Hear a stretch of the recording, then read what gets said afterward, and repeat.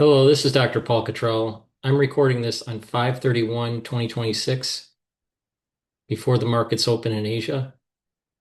We're going to go over the market analysis and also an analysis on energy by CSIS. But before we do, please go to my website, the-studio-reykjavik.com. If you like the content that I provide, please be a paid member to my Patreon channel, or you can donate on my website by donating through Stripe, PayPal, or Buy Me a Coffee. Just click the links here and you can donate. It's really easy. You can also be a paid member to my Substack channel. Those are great ways to help support the work that I do. All this content that I create is for free, so please help support. You can also watch the live streams. You can read generated news and also listen to my archived audio files for my podcast under broadcast, radio, live, or paper. You can also get great products from my store. You can get ebooks about finance and about genomics and artificial intelligence and endocrinology. And you can get supplements.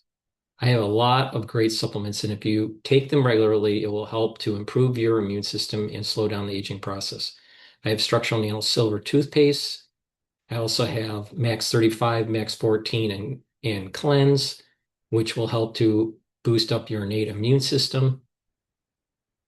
Silver gels, I have it in the tube form and the quick dispenser form called Renew.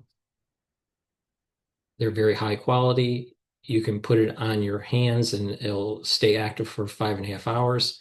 Perfect for the cold season, the allergy season, even when you're just cleaning your house or garage. I also have lozenges and drops. I have in stock the drops that are cherry flavor and the lozenges in Manuka honey and orange splash. These are perfect for the cold season, the allergy season, and when you're cleaning around the house. Now, I have two probiotics. The probiotic that's on the screen right now is the VeggieCap version. And with a good probiotic, you're going to improve your skin, but also you're going to improve your gut biome. You're going to be able to improve your metabolism and boost up your immune system at the gut level and reduce inflammation. Very important to have good health, to have a good biome so you can have good health. Now, I also have a very potent antioxidant. You can get it in a 2 ounce, a 4 ounce, or an 8 ounce configuration. It is cheaper to get it at the higher ounce configuration per ounce. So you get a little bit of a discount there. But you can get it in extra virgin olive oil, avocado oil, and MCT coconut oil. And what C60 does is to soak up free radicals at a very high rate. It's about 1,000 times stronger than vitamin C. And by soaking up free radicals, you're helping your immune system, your endocrine system, your cardiovascular system, even brain function, and skin. At the basal layer, by soaking up free radicals, the new skin cells will be better. This stacks really well with the resveratrol, which I'll be talking about shortly here. At the brain level, by improving the health of the mitochondria and soaking up free radicals, you're reducing stress in the neuron. You're improving your ATP, which is your energy. You're improving the production of the neurotransmitters. So your positive neuroplasticity will improve, and therefore your cognition, your memory will improve. For the immune system and the endocrine system, by bringing down inflammation and soaking up free radicals, your immune system will be revved up. It won't be stressed out. And also your endocrine system. At the cardiovascular level, by soaking up free radicals within your bloodstream, you're reducing plaque formation. So you get many benefits by taking C60. So it's really important to take. And by doing this every day, a teaspoon a day, preferably on an empty stomach in the morning, but taking a teaspoon a day every day, you're going to start noticing that your body is improving and you're slowing down the aging process.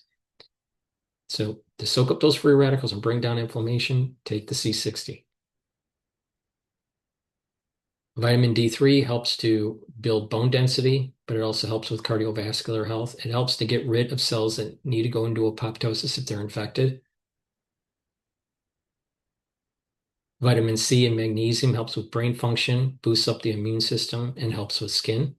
Magnesium increases the efficacy of vitamin D3. Omega-3 will help with your cardiovascular health. They'll bring down inflammation and help with your lipid profile. Ashwagandha root brings down cortisol levels and helps to control blood glucose levels. That's going to help to bring down inflammation. Good night formula will help you to get into 3 to 5 cycles of deep sleep and REM sleep, so you're consolidating memory, detoxifying your central nervous system, and be well rested.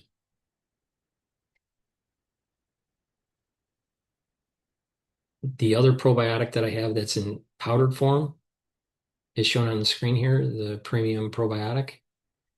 This will also improve the gut biome just as the VeggiCat version.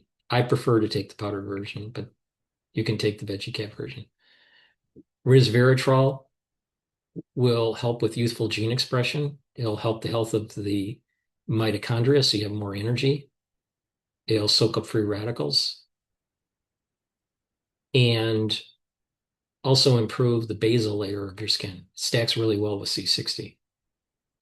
Vitamin B complex will help with the electron transport chain so you have more energy produced by the mitochondria.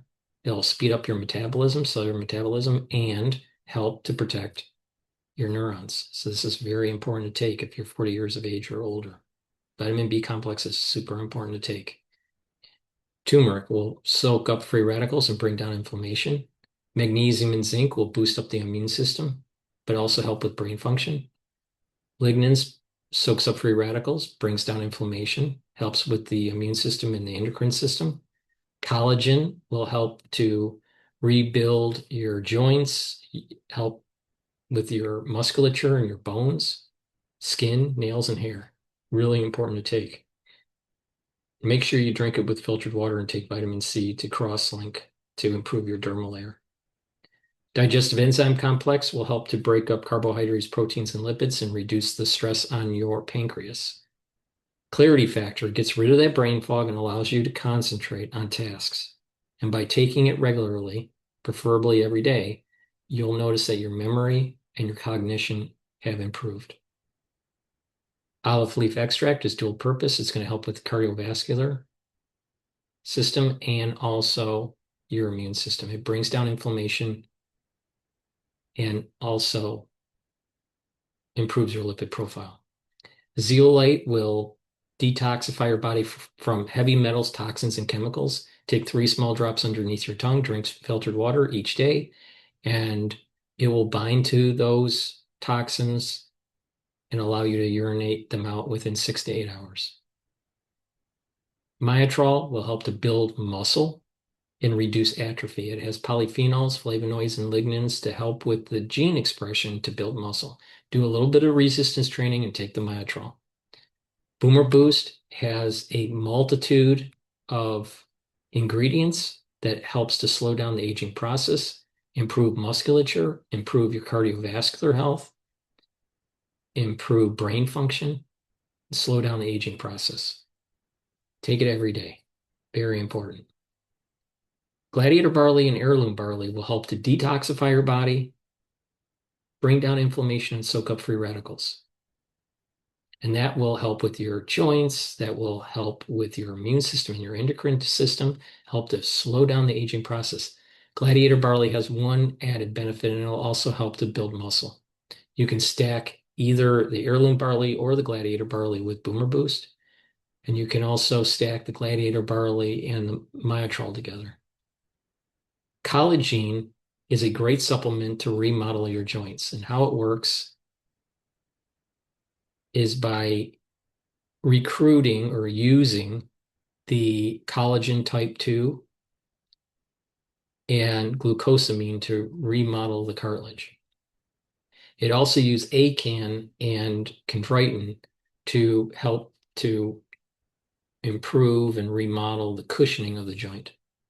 It also blocks the pain gatekeeper, pain channel gatekeeper, NAV 1.7, and it also reduced joint rust by blocking MMP3 and MMP13.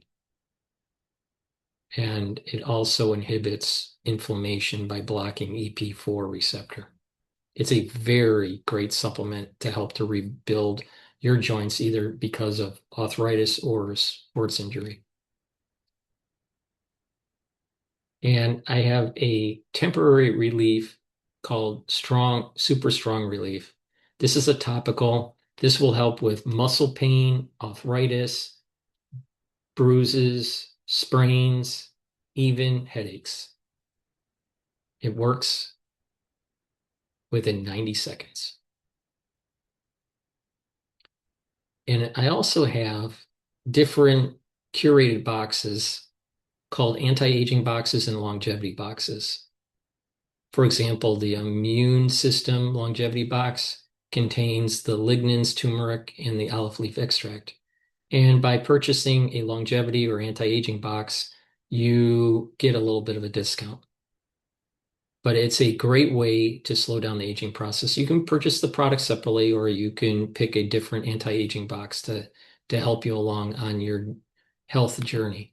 I also have classes that you can sign up. You get a lot of PDFs and videos. You can learn at your own pace. You can learn pulmonology or immunology. Again, you get lots of videos, lots of PDFs that you can download, and you can learn at your own pace. It's only $25 per module. So with that, please go to my store, the-studio-reykjavik.com, and get the great supplements that I offer. Now I'm going to switch over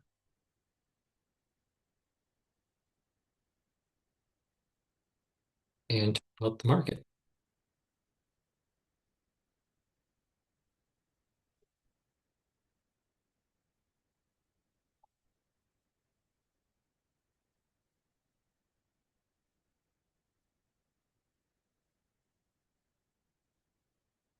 All right, the S&P 500 has been marching upward since the last video I did. You can see that it's been marching up. And I have a year-end target of 7,800 and a low-end range for that target by year-end of 7,400. That's for the S&P 500. Now, SPY is an ETF that you can invest in the S&P 500, and that's at it topped out at 758. So if we use the range that I talked about with the S&P 500, it would equate to about 780 to about 740 for SPY. I believe that the market is going to continue to move upward throughout the year.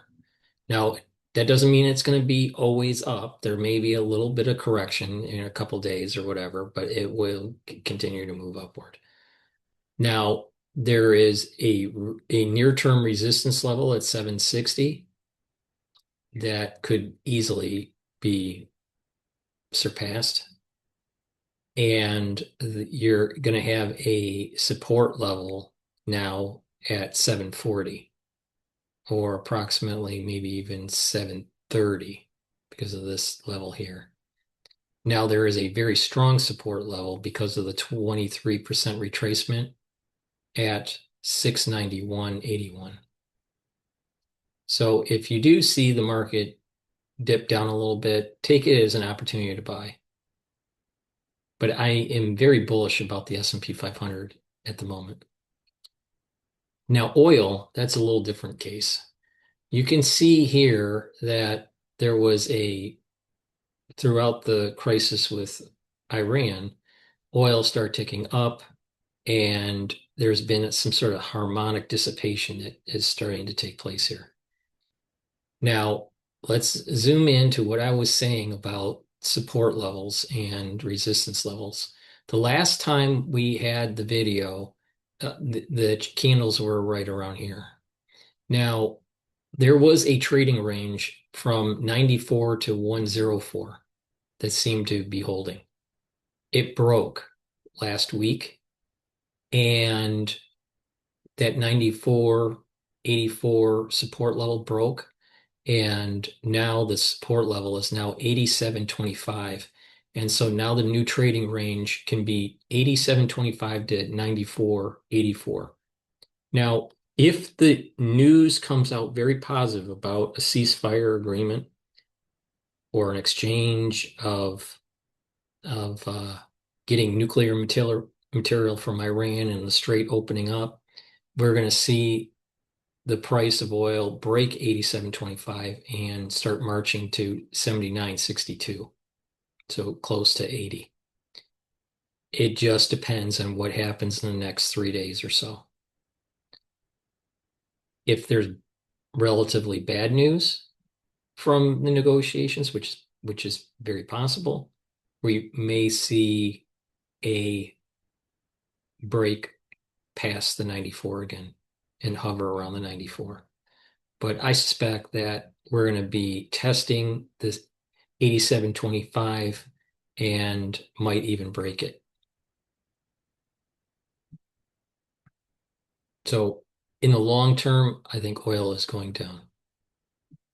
Natural gas is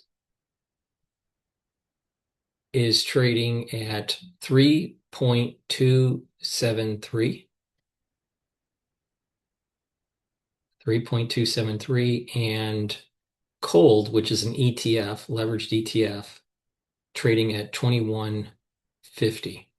And you can see that around earlier in the week, last week, it wanted to go down, and by shorting it, cold, which is the ETF that we're showing here, was able to appreciate a little bit and go to approximately 25, a little bit above 25.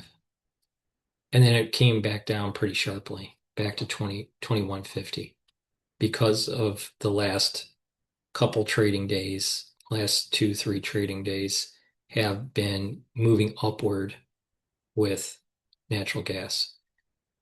Because we're moving into the summer season, I suspect that natural gas is a little high at 3.3 or 3.27, and I suspect that it will continue to come down and retest 3. So support level 3, and I think that 3.3, approximately 3.3, is the resistance level for natural gas. So I suspect in the near term that natural gas ETF to short will go up. Now, TYD is a belly of the curve, the 7 to 10 year treasury.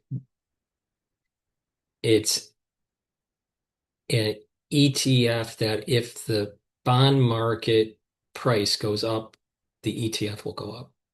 And you can see that things have been somewhat moving upward. Our last video about this, it was starting to go down because yields were going up.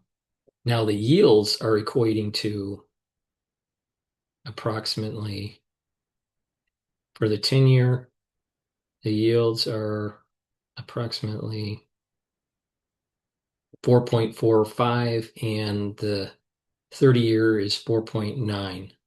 Now the last time we talked, the yields were for the 10-year 4.5 and a little bit over 5 for the 30-year. So you can see that because yields have been coming down, it might be because of Walsh coming online with the Fed chair, that we may be seeing a little bit of a response here. So you can see that you can have a swing of almost $1 when yields are moving up or down with this ETF. Now, this is a little bit more granularity of what's going on in the bond market. The first curve is the 30-year curve, which is trading at, according to this print, at 5.01. And the 10-year is trading at 4.48. Now, the Federal Reserve rate is at 3.62.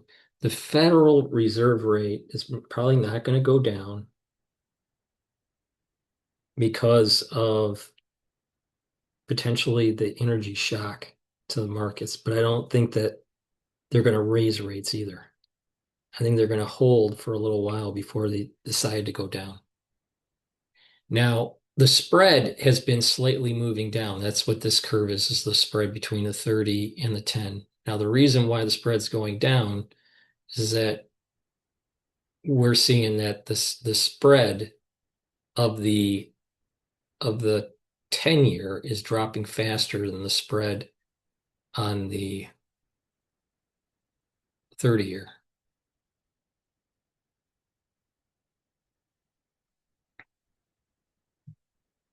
So I suspect that at least in the near term, if things somewhat stabilize, the equity market starts to go up, most likely the that's because things are starting to stabilize in the Middle East. If that's the case, then the yields will be slowly coming down because there's less expectation of inflation because of the energy markets, and we may see further spread narrowing between the 30 and the 10. Now, the VIX is a way to see what the volatility of the S&P 500 is. Now, I've been saying that I'm waiting for a spike to start happening. And I mentioned in the previous video that I suspect that it was going to happen at the end of May, the beginning of June. Now, it hasn't happened yet. It's been drifting down. The last time we were talking about this, it was around 17, maybe 18, and now it's trading at 15.32. Now, when you're in the 15 range, that's stable and the market is going to go up. So I suspect that in the next week or so, we may see a spike that gets close to 20, maybe 22. When that happens, you're going to see a little bit of a market sell-off in equities and come down possibly for SPY to 740.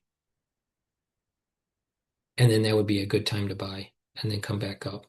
But I suspect that in the near term, we may actually see the VIX spike here. If you notice that it doesn't stay at 15 for very long before a spike happens, right? It doesn't drift below this very much. So the probability of a spike coming soon, not severe, but a spike coming, and there will be a little bit of a market sell-off, that probability is increasing. That's the big takeaway here. But the bottom line is it looks like energy is going to continue to drift down. And when that does happen, equities will continue to drift up. But if something happens in the Middle East where it may provide a little bit of a shock and oil prices start to climb again, the VIX will spike and equities will start to sell off a little bit. So that's my overall takeaway of the analysis for the markets for the upcoming week.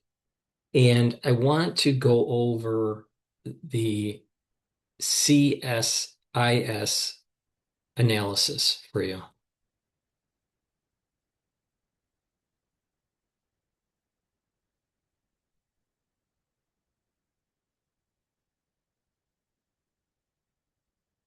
Good morning and welcome to Energy Shots. I'm Joseph Mikett from CSIS, joined by my colleague Kevin Book. Good morning, Kevin. We are 90 days into the U.S.-Iran war conflict.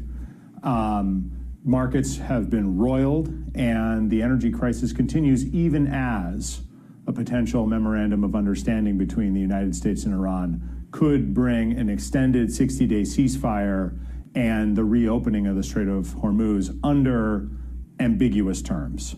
90 is not the only 90 when we talk about days. $90 Brent per barrel is within sight right now. We've seen $20 of decline, give or take, from recent peaks in the Brent crude front month. So, one of the things that's been most vexing throughout this entire energy crisis is that it is the largest energy crisis under many different definitions that the world has seen, and yet market response has sort of been sanguine, and countries have largely adjusted, and we're using strategic stockpiles in aggressive ways that seem to be managing the problem. Where are we in terms of managing this crisis, and what might we start to learn from it if it's over?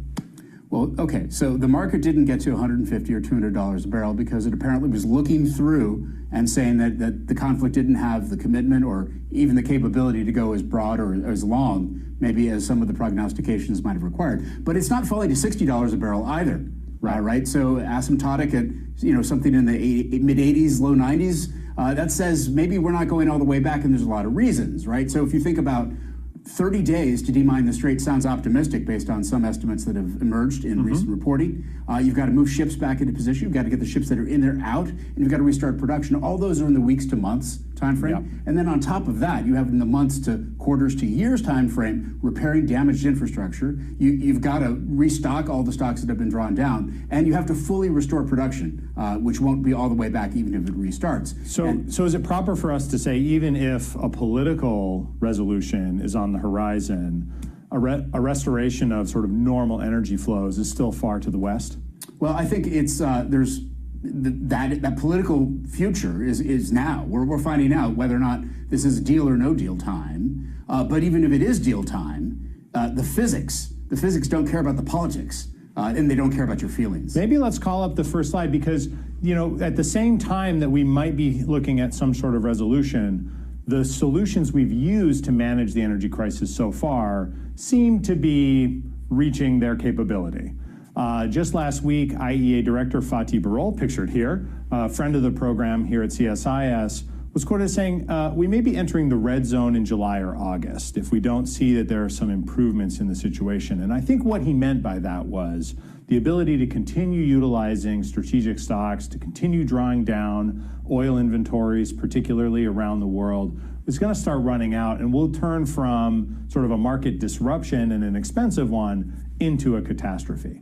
I mean, if you think about sort of a conservative estimate of 280 million barrels per month of inventory declines, and then you imagine a world on the other side of this where we have 1 million barrels per day of surplus, then every month that we go before we're back to normal is 9 months to restore. And I'm not sure we'll have 1 million barrels per day of surplus. This is going to leave a mark. And so I think there's two ways to think about this, Joseph. Yeah. And maybe one way is to talk about the long term. I would love to. The other is to talk about the short term, which we'll do in a moment. But in the long term, every importing economy is basically saying, what do we do to make sure this doesn't happen again? They have 4 options, 2 of which are ostensibly, or at least theoretically, accretive to petroleum and natural gas demand. One is to diversify sources and routes, get around the choke points in the world. That could favor North American production, Western Hemisphere production, but also to expand stockpiles. Pakistan, for example, is looking at building strategic stockpiles now. And who wouldn't be? If you have one, you're probably thinking about making it bigger. You might make your commercial inventories bigger, put mandates on operators that they have to take some of that precious working capital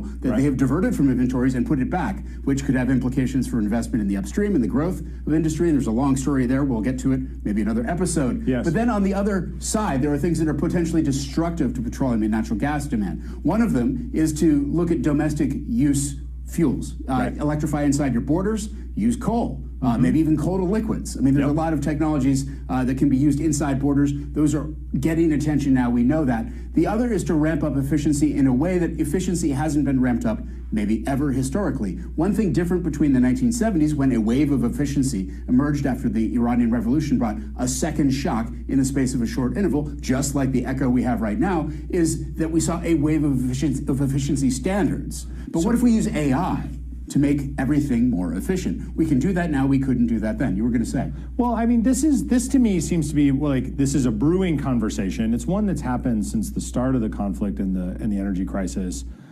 How do the sort of security concerns that countries are now trying to act on, or we think will act on, of trying to avoid a crisis in the future, or at least reduce the impact of one, how much is that going to map onto climate action, reduction of emissions?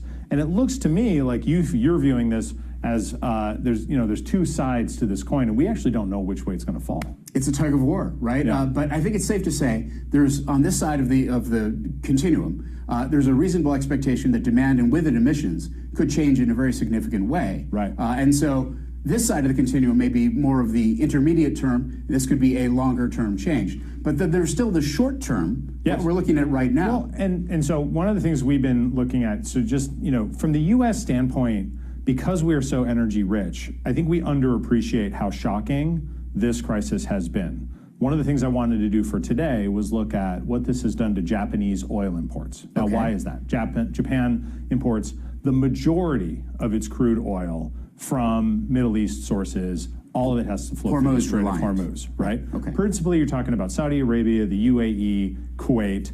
And this is showing us month by month import totals in thousands of barrels per day for the last calendar year into Japan, right? This is data from Vortexa, our friends over there track this stuff very closely by watching ship movements and other commercial factors. And in blue, you see Gulf imports into Japan. In green, we've got the United States, and in gray, the rest of the world. And Japan has a really substantial refinery complex. They're well supplied there. They can manage their own products. They do have a large strategic stockpile. But just look at this dependence on that one critical choke point. And then look what happens in February, you had normal traffic. In March, you had ships arriving, which had left before the start of the war. By April, you see the imports total a third of their normal value. And you see only slightly marginal increases in proportion coming from the United States and other countries. This is an energy security challenge that a country is going to have to try to figure out how to manage if you want to avoid this kind of potential in the future. Now, Japan can weather that with efficiency measures by relying on strategic stockpiles, but those things aren't going to last forever. And so lots of countries around the world find themselves in a similar position, and they're having to figure out what to do. So when you talk about what they are doing, let's go through that. You've drawn this map before, Joseph. We've done this about before. The latest map update. This comes again from the IEA, who are tracking very carefully policy interventions from countries around the world trying to manage this crisis.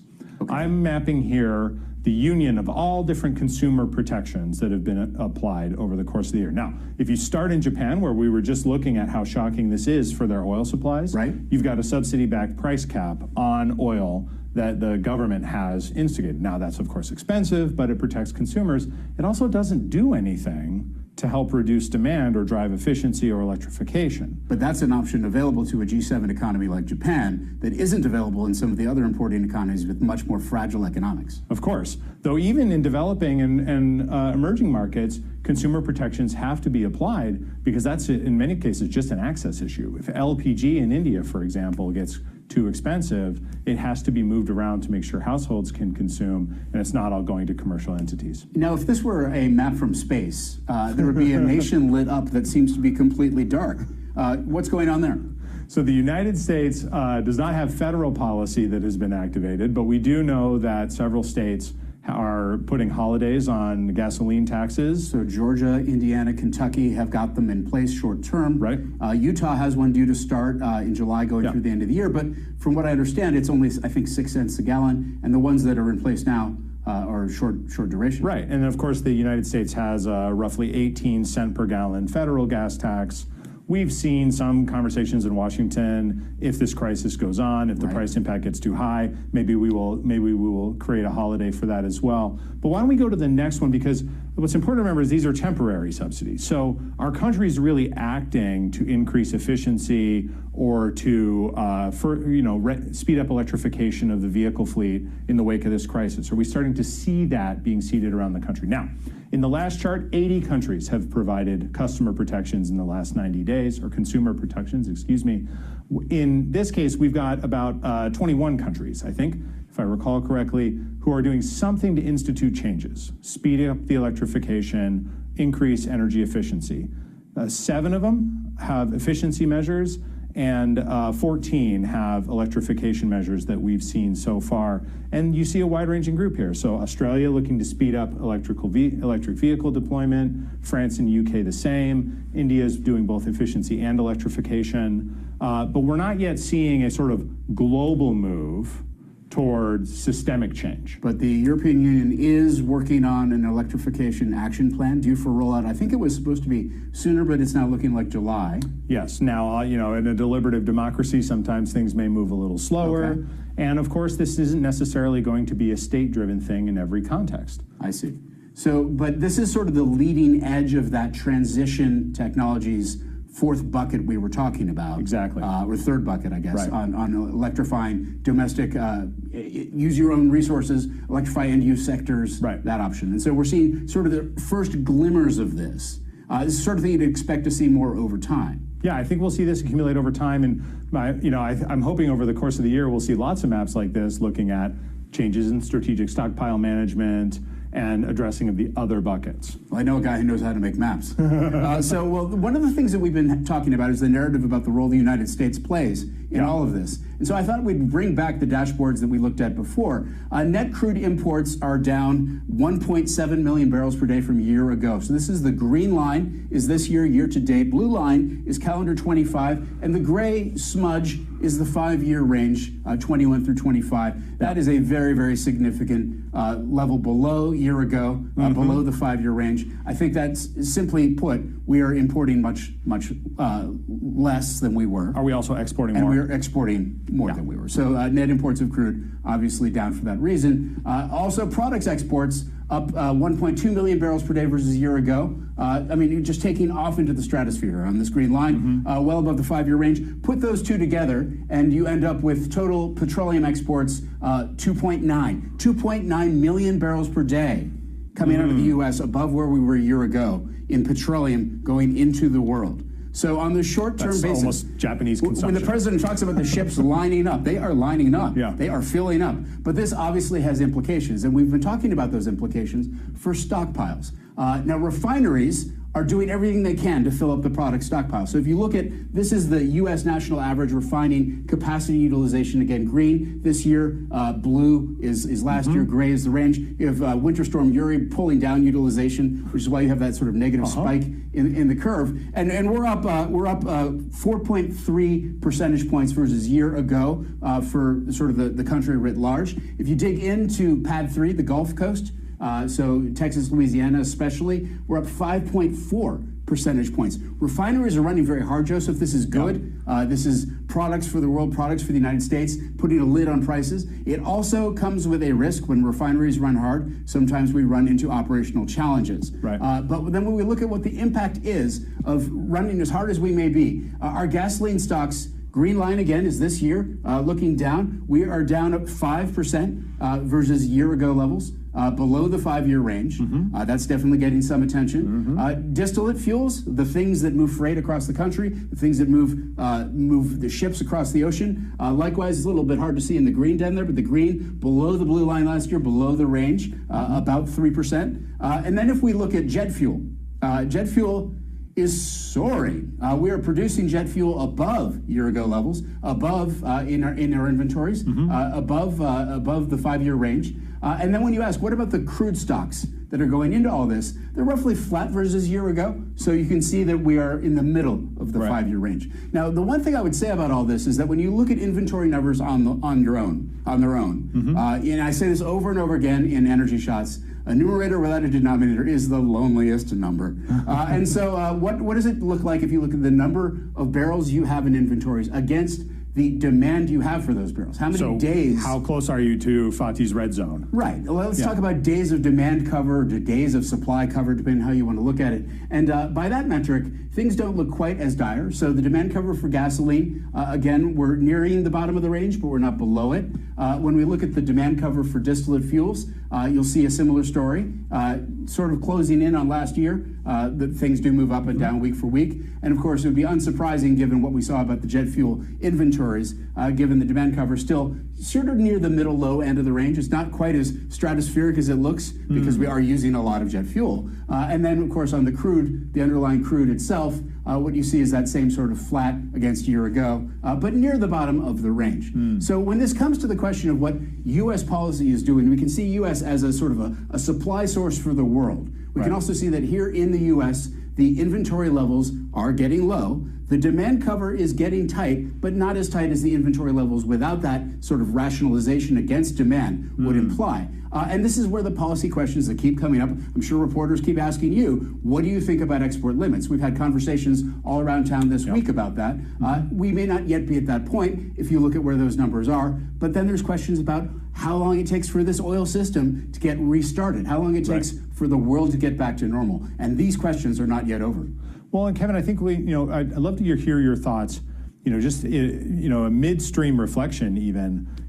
20 years ago, a 90-day closure of the Strait of Hormuz, I think would have the U.S. in a very different position than it is today. The shale revolution and the shift to us being an exporter clearly has changed the picture for us. And just look at the counterexample of Japan and how they're having to think about energy security and make more interventions into the marketplace. What does this mean for us geopolitically? What does it mean for us economically? Is our relationship to global oil markets changing in a way that should affect our strategic thinking as a country? Well, so economically, we all know that the energy intensity of GDP, the oil intensity of GDP is down very significantly, certainly since the 70s. But even over that interval you talked about, we're talking about more than 40% globally for oil intensity, or at least in the U.S., a little bit lower than that globally. So that attenuates the sort of the economic impact of what we're seeing and mutes it a little bit, but not a lot. And of course, global averages conceal a lot of disparity. Now, in geopolitical terms, one of the things that you have to ask is, like, what does crisis look like? And here in the United States, one of the metrics we look at is, when does the cost of fuels cannibalize other aspects of spending? We can see the inflation creeping in, but the economics literature, which was, again, based on a time when that elasticity, or when that intensity was much higher, that economics literature says you start to see it in like 3 to 6 months. That's a very, very distilled version of a lot of very complex papers. But we're sort of in month 3 going into month 4 right now. And I guess the question is whether we're going to see it here. The allies who are on our side on so many things are asking, where do we fit into this? Now have new questions, because there are some of them feeling it already. And based on Fatih Birol's comments that we started with, coming up really soon at a theater near you could be shortages or tightness. Yeah, so even a long-term resolution, it does seem the global markets are going to be roiled for at least the summer. Well, it could be a long summer of high prices and short tempers. Yes, I think so. Have we got anything more? Well, I think this is a good place to stop, don't you? I think so. Kevin, it's always a pleasure talking about this with you. Colleagues who are joining us online and watching the program, thank you so much for your kind attention, for your comments and your questions. We do read them. We're trying to always improve, and we greatly appreciate that you spend your time with us. We hope you have an energetic day, and this is Joseph Mikett signing off.